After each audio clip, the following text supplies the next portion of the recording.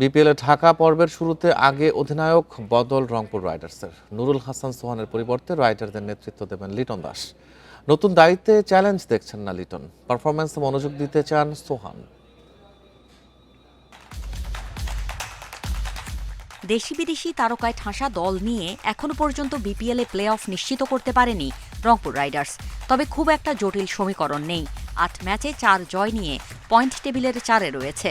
তাদের পরবর্তী দুই প্রতিপক্ষ ঢাকা ও নোয়াখালীর জয় ২টি করে।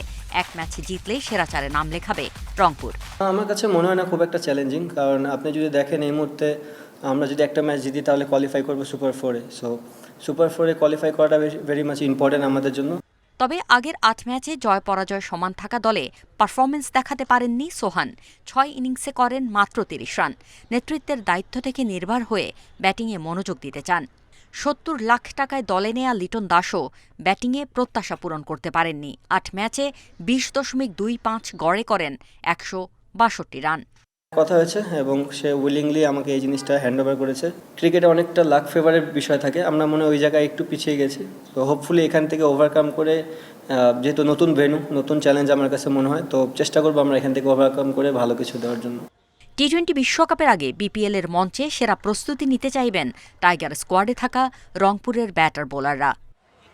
Farida Bakhtiara, independent news.